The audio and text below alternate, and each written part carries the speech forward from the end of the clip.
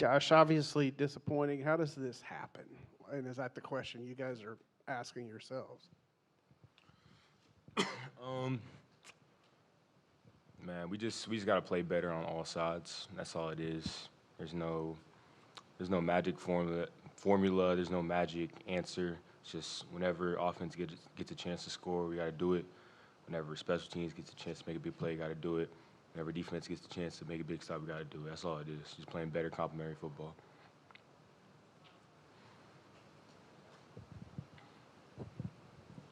Josh, after a few games that kind of feel like this, how much harder is it to kind of pick your heads up after a game like this?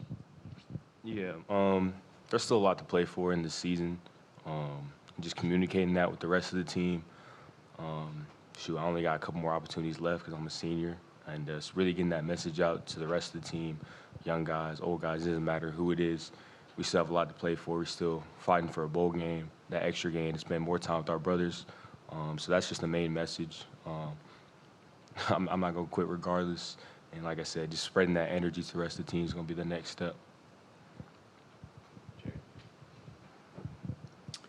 LeVar, I think y'all were like maybe the third team to stop Utah on its first two drives of a game. But what happened after that? The big plays seemed like they got you more than anything. You know, it's just started fast, like you said. It's just guys just one guy not being in the right spot, and that just those key plays at those key moments where those explosives just happens.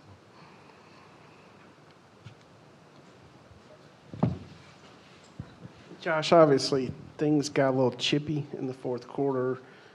Was that addressed at all on the sideline or locker room? And is that a bad look for y'all? Yeah, it was addressed.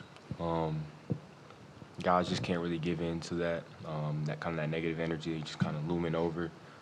So just handling it better is definitely something we need to do in the future. LeVar, is there a disconnect at all between what you're doing in practice and what happens on Saturday? Like, is there a disconnect between the two, and why? No, I don't feel like there's any disconnect. I feel like the way we practice 100% every day. It's just games, we just got to come out and do the same thing. I mean, you can see the first couple of drives, that's what we've done. Like I said earlier, it's just there's like 10 guys doing the right thing. It's just that one guy who's out of place that makes the explosive play happen. So, Josh, before the half, you make the big touchdown there. What was the feeling going into halftime? And did you feel like, okay, we've got traction? And then even early in the, midway through the third quarter, you're right in the game. How were you feeling at that point? Yeah, no, that you could definitely feel the momentum and just the whole energy kind of shift in our favor. There was definitely a look on guys' face, like coming out at halftime, that people were focused, ready to go. I think it just goes back to offense making the touchdown at the right time, because defense came out, got a big stop. We drove it down. We got to get in the end zone at that point to keep that momentum our way, for sure. Josh, I know a football team tries to keep the outside noise from getting inside, but was there any outside noise that got involved this week with all the changes in administration? And did you ever think that this team would be sitting here where it is today, the way this season you thought would be? Yeah, I don't think there was a whole lot of distractions when it came to this game. Everybody was focused, ready to go. We knew it was a big game, big opponent, so everybody's focus was on that. When it pertains to our team, definitely not. This is a championship caliber team whenever we actually put it all together.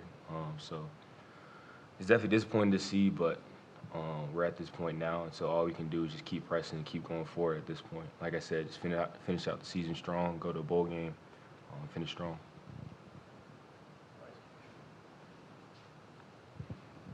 LeVar, I know y'all would rather have the win, but Josh had a career day today.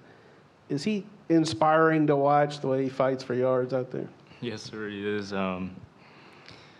Defense may give up a touchdown here and there, but seeing Josh just keep playing all game long, making catches that I've never seen before, just all game long, just gives the defense hope. Just brings the momentum back to the defense every time we see Josh or the other receivers making big catches like that, just keeping us in the game. So. Just kind of like wondering what's y'all's take on kind of the student section almost seeming to shift up to the 300 level. Does it make a difference on the field? You hear it in the stadium still, but all those fans moving from the sideline up to the 300, what does that kind of do for y'all? Yeah, no, it was kind of like the trend, the little shirtless trend that's going around college football. So it was definitely cool to see kind of make its way to Baylor, and it was definitely the energy was definitely felt kind of all the way through on third downs, on offense, on big scores. It was real cool to see for sure.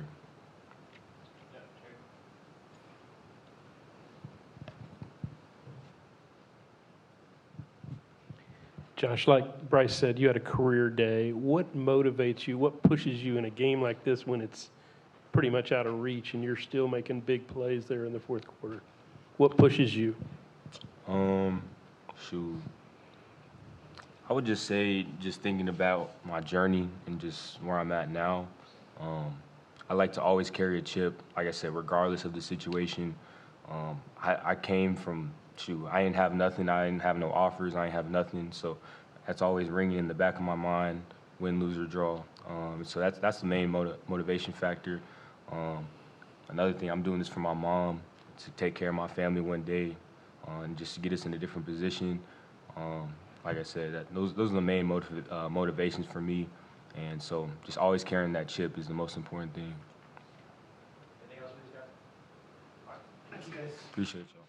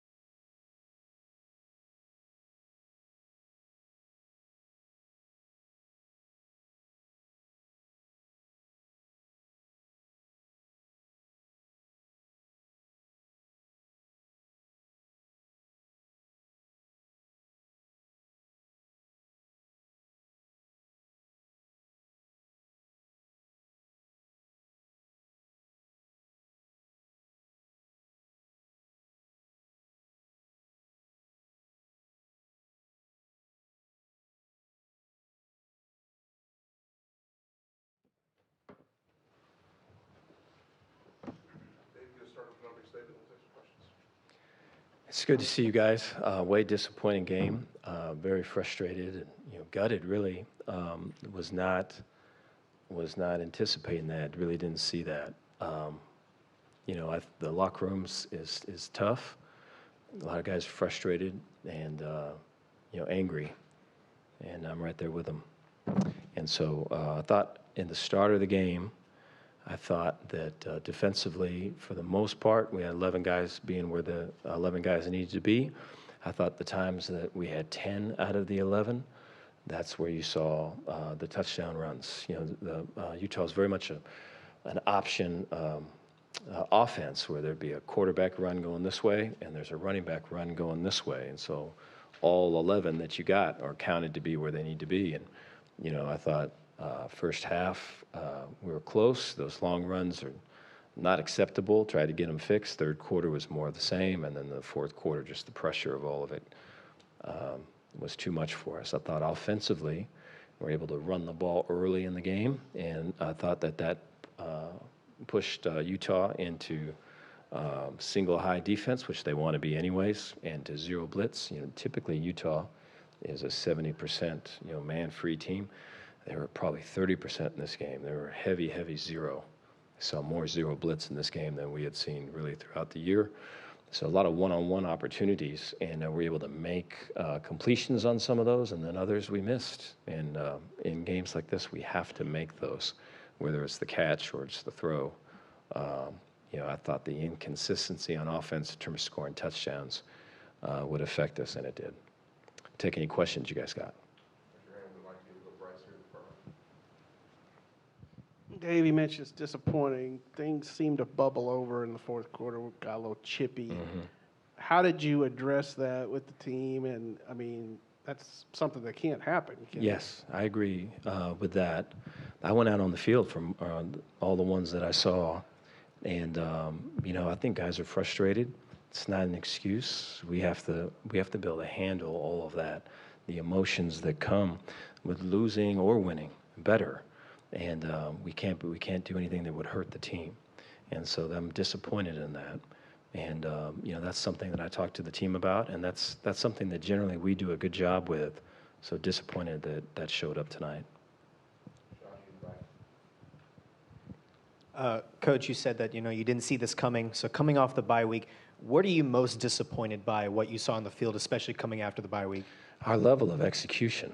I thought that defensively we had one call, we had one defense that we played. There's some the change-ups in the front, but really we played quarters coverage the entire game just about. And we've got to be able to execute. And there's things when the tight ends are together, when the tight ends are apart, when the back's offset two and away. And I just think all of it was, all of it was, and I take responsibility for it, but all of it was not executed the way it needs to be. I think the style of their offense, if you're not where you need to be, it hits. Other people have been hit, and we were really thinking that we were going to be much closer to it. I think there's parts and pieces of that early in the game where we needed to be, and it was 2-yard gains or 0-yard gains or tackle for loss. But there has to be so much more consistency there.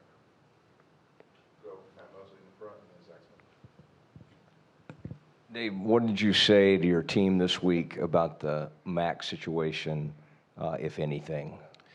Yeah, to keep the focus on trying to improve daily and to keep the focus on trying to win. I just think there's been some distractions this season, but there's distractions every season. And, it's my job to keep that out of our front view and keep that off to the side. And so it's always a difficult challenge, especially with a night game and a later start on Saturday. You want people basically away from their phones as best you can. But yeah, we have to stay. We have a chance to win 2 more games, and that's really all that matters. Okay. Coach, that frustrating, disappointing feeling has been maybe a common feeling in these after a few games. How much harder is it after a game like this to tell the guys to get their heads up and keep going when there's only 2 games left in the season? Yeah, I think anytime you lose, you get gutted. I think anytime you get the ball run on you, you're probably gutted more. I thought that there's leaders on our team that just don't accept it and are not going to stand for it and are going to fight. And so when I talk to the team, it's, hey, we need to stay together. Our leaders, we need to be able to push to make sure that they lead. right? If there's guys that ain't doing it, I'm going to see it, and you ain't going to be a part of it. We're going to finish these last two the right way. With Jerry and then Parker, and then we'll go back to Smoke. Dave, you talked about having the running game going early. Was there maybe too much asked of Sawyer today? I think he threw 58 passes for the game. Probably so. I think the run game had to be more consistent throughout the game. I think when we were not able to keep the running game going, it forced us into second and longs. And, we go for it on fourth down so much that you try to get to a number on third down to where you can sneak a run in there and be able to go for it on fourth down. But our inability to get runs on first down put it in a long second down to where now we're throwing. I think initially there were some runs again, so run, and we weren't getting anything. We ended up having to throw it too much. That's about the time the score got away defensively too. Dave, you mentioned kind of how disappointing this might have been with the fan turnout too, and the energy that was in the stadium. Now, as you look ahead towards bowl eligibility, how imperative is that you guys hit that mark? And what are you kind of telling the team in terms of how to finish strong, like you mentioned? Yeah, I look at our senior class. I look at guys that have been through some adversity, guys that I have so much respect for, and guys that I have seen through good times, bad times, that I have seen persevere, that I have seen take criticism and humble themselves and grow and be better for it. I've seen guys that have, turned their life over to Christ, or guys that never really liked to study and are studying and doing great in school, and just the maturity of all of it. They deserve better than this. They deserve better than this. And so I'm just frustrated with myself. I can't give it to them right now. We've got 2 more games to get that done. Dave, you talk about bowl eligibility. Mac is out of the picture, at least it appears for now, and maybe long term. What have you been told? You're under contract, but it's an every other year thing, and then you got a class to sign, to year to finish. What have you been told about what you need to do and what your future is?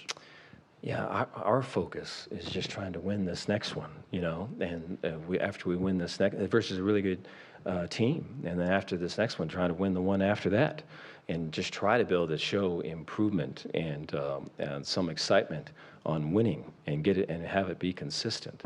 And so really our focus is only that. I think whether it's the noise or it's the distraction or it's the whatever it is, right? We have to keep that on the outside and be focused on improving. A fair amount of improving needs to be done. Coach, you always talk about how great the practices are and the belief in this team and how it's a lot of talent. But with the frustration brewing and the fans being upset, why should the fans for the final 2 games still have belief in this team and still have belief in you? Yeah, I feel like the leaders of this team are guys that are winners and guys that really want to win, and winning is important, and guys that sacrifice. I mean, I know Josh Cameron was up here. You saw Josh's game today, and just the effort that he had, and just the energy that he had through when early in the game to late in the game. And Josh is a leader, and he's going to bring people with him. Bryson Washington's in the same boat. There's guys that Devin Bobby is incredibly frustrated. I know Devin's going to come on fire tomorrow. And so there's guys that it means so much, and their sacrifice is only going to increase because they're doing it for their brothers.